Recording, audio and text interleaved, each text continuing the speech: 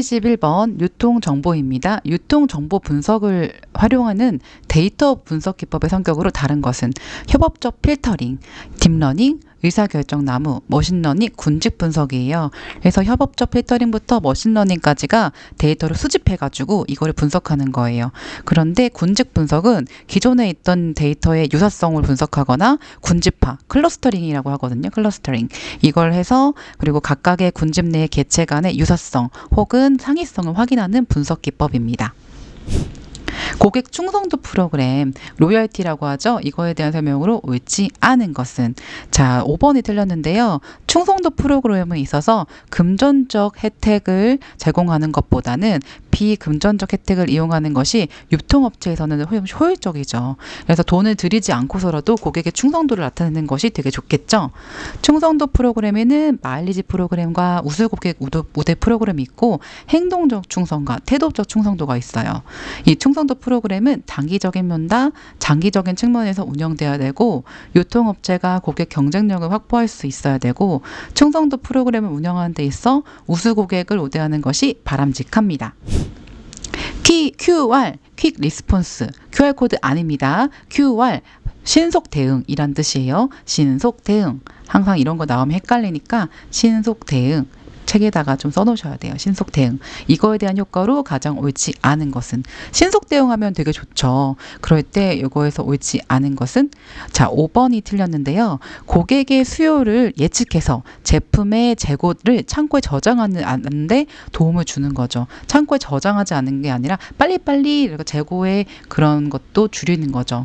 그래서 QR을 해서 거래업체 간 정보 공유 체제가 구축되고 제품 조달이 빠른 속도에 이루어지고 고객 참여를 통한 제품 기획이 이뤄지고 제품의 공급 체인의 효율성을 극대화하는 게 QR, 신속 대응입니다. 이 비즈니스의 유형과 주요 수익 원천으로 옳지 않은 것은, 자, 우리가 이 비즈니스 유형 되게 종류가 많아지고 있잖아요. 온라인 판매, 검색 서비스, 커뮤니티 운영, 온라인 광고 서비스, 전자출판 등 다양해지고 있어요. 자, 3번에서 커뮤니티 같은 경우에는 그 안에서 광고 수입을 얻거나 가입비 받는 경우가 있거든요. 거래 수수료는 해당되지 않습니다. 온라인 판매할 때는 그 판매 수익률 보는 거고 검색할 때는 그 검색 광고료나 스폰서를 받고요. 온라인 광고 서비스에서도 광고 수입이고 전자출판에서는 구독료, 판매 수익 이런 게 있겠죠. 자, 80번 전자상거래 판매 시스템에 대한 설명으로 옳은 것은 상향 판매, 역쇼루밍, 교차 판매, 옴니채널, 프로슈머 등 다양한 전자상거래 판매 시스템이 있어요. 그 중에서 옳은 것은 80번의 4번이에요. 옴니채널. 온라인과 오프라인 채널을 통합해서 보다 개선된 쇼핑 환경을 주는 게 옴니채널입니다. 옴니버스 이렇게 얘기하죠. 자, 교차 판매 같은 경우에는 우리가 자사 제품 외에 다른 회사가 개발한 상품까지 함께 판매하는 게 이제 교차 판매예요.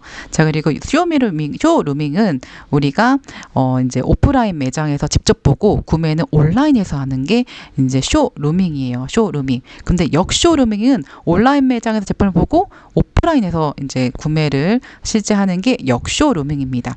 쇼루밍, 역쇼루밍 이게 반대라는 것도 알아두시고, 상향 판매는 업셀링이라고 해요. 업셀링. 그래서 고객에게 더 나은 가격 조건을 제안해서 상품의 품질을 강조하는 거, 그리고 고객이 희망했던 상품보다 단가가 약간 높은 거, 그것들을 이제 유도해서 이 저렴한 상품은 아니라는 거죠.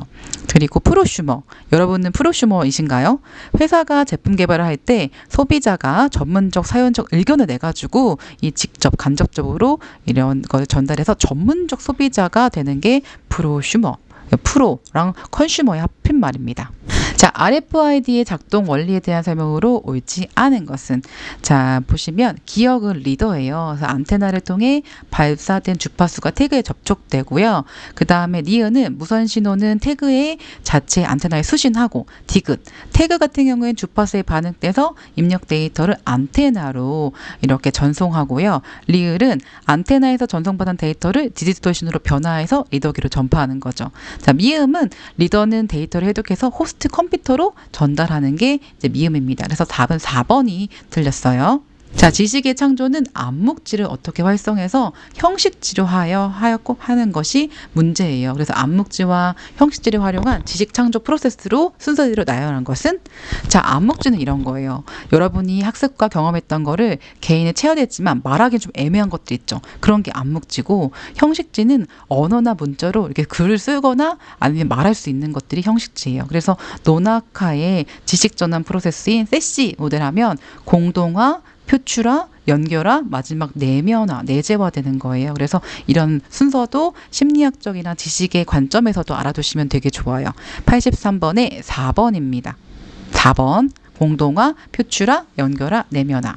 자, 84번 인스토어 마킹과 소스 마킹이 있어요. 이거에 대한 설명으로 옳은 것은, 자, 1번 인스토어 마킹은 부패하기 쉬운 농산물에 적용할 수 있어요. 자, 인스토어 마킹이 뭐냐면 매장 내에서 이제 우리가 바코드 붙이는 게 인스토어 마킹이고, 소스 마킹은 유통 그런 가게 회사에서 이게 나타내는 게 이제 소스 마킹이에요. 그래서 제조업체의 경우 소스 마킹에 있어서 국제 표준화 기구에 정의된 공통 표준을 하고, 인스토어 마킹은 이제 가게 내에서 붙이는 거라서 부패하기 쉬운 농산물에 적용을 합니다. 그래서 보시면 인스토어 마킹을 바코드에 붙이는데 이런 인스토어 마킹, 소스 마킹 둘 다 할 수 있다는 거죠.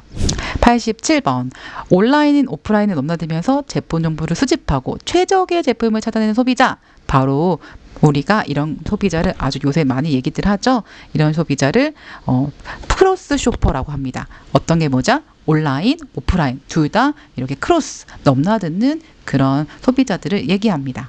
자, 90번 다음 글상자의 내용을 근거로 유통 정보 시스템의 개발 절차를 순서대로 나열한 것은, 여러분들이 유통 정보를 개발하고 싶어요. 그러면 먼저 정보 활용 목적에 대한, 항상 목적에 대한 검토를 해야 돼요. 목적에 대한 검토. 그다음에 활용 주체에 대한 결정을 하고, 그리고 이제 전반적인 필요 정보에 대한 정의를 내리고, 그리고 또한 이제 마지막으로 정보 제공 주체의 방법에 대한 결정을 하는 거죠.